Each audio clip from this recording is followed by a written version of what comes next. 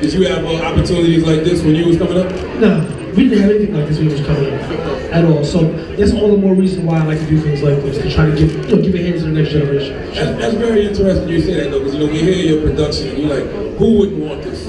Right. So how did you break through? The way I broke through, how did I break through? To be honest, right place, right time, but I was prepared. You know, long story short, I had a chance meeting with the dude who signed Cash Money, Cthagod, back in like 98, 97, 98. And he took my music, he gassed me up. Yo, you're gonna be big, you're gonna be huge, I'm gonna make you rich, I'm gonna make you famous. Never heard from him again.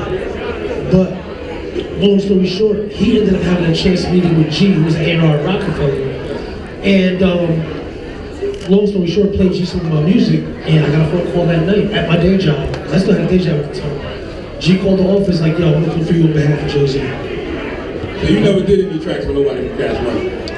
No.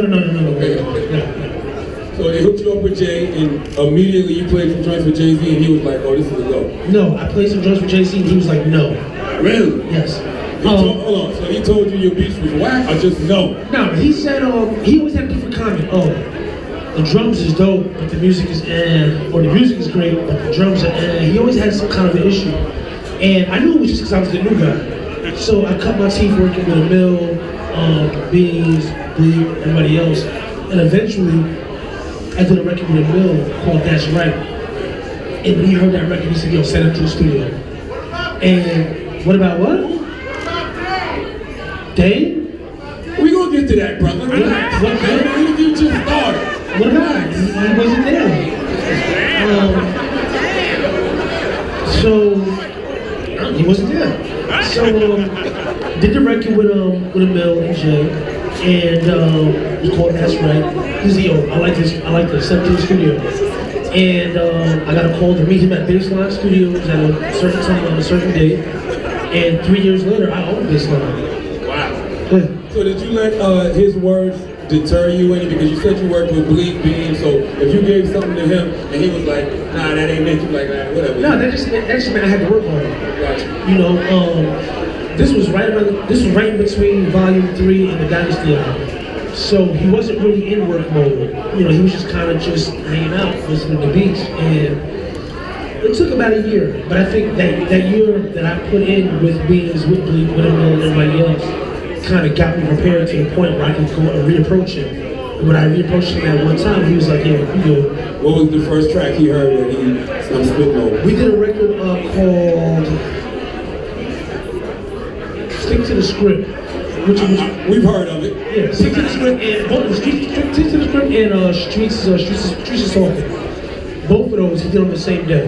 The funny thing is, Memphis Bleak, I had originally played Stick to the Script for Bleak, and Bleak was like, nah, this sounds like soap opera music. And was like, nah, I'm good.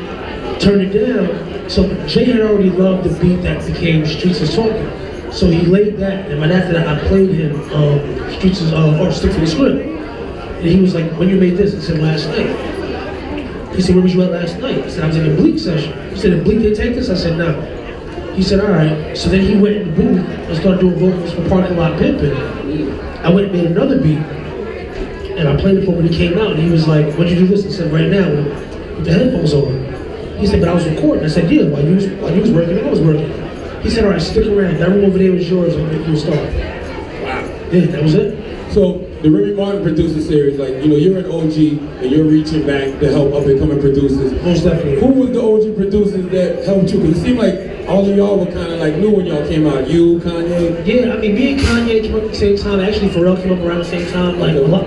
We all, well, Pharrell didn't debut on the Harlem World album that Mace did, but that was one of his first tracks that actually got released, because before that he was doing a lot of clip stuff that never got put out.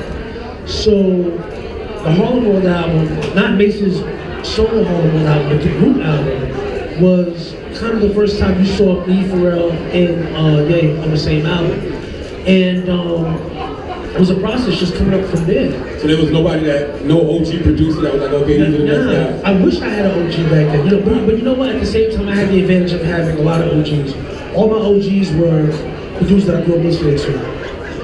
just from the radio, like, our radio forefathers like Mr. Magic, Butler, Chuck Chill Out, Flex, even back then.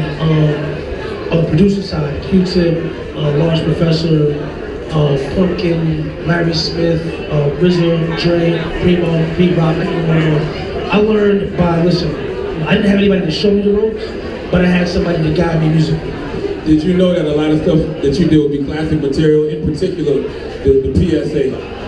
The thing is, when you have classics, I'm grateful to be at a point in my career and in my life in general where I can say I produced hip hop classics, but you never know that something is classic when you're making it. Because we're not the ones that, I would look crazy had I come out and say, right after PSA was recorded, yo, we got a classic. The people determine that, and time determines that. PSA is one of those anomalies where we made the record in 2003. Here we are 12 years later and it still rings off. You can't call something a classic until 10 years later you still play it and the crowd reacts like it just came out. That's how you define a classic. What means more to you, records like that or the records that were big on the radio like Oh Boy? That's a loaded question. I'll tell you the honest truth. I'm happy to have a record that rings off and is timeless. I'm more happy to have that than a record that gets 20,000 spins and then nobody wants to ever hear it again. The great thing about my life experience in general is that I've had a few records that have been able to kind of put a foot in both lanes. I've had records that are hip hop classics, are loved 10, 15 years later, but still got 10, 20, 30,000 spins. At one point, Oh Boy was the highest spun record in DJing history. Wow. Which is amazing.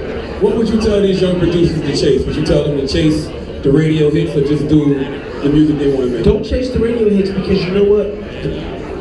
The more you chase the radio hits, the more you're liable to make something that sounds like something that's already out and that is getting played already. And I guarantee you right now, 50% of your Breakfast Club playlist, you won't be able to play it in 6 months. I agree with that. You know what I mean? And that's just the way. Not even 6, I say 3. Right, and that's just the way the world works. So I'd rather have records, or I would say concentrate on records that are timeless. And you'll see that 10 years from now, that 50% of that playlist that we were talking about, nobody wants to hear those records even 2 months later. Whereas you have certain records that always remind you of where you were when you first heard it. They make you feel a certain way when you hear them.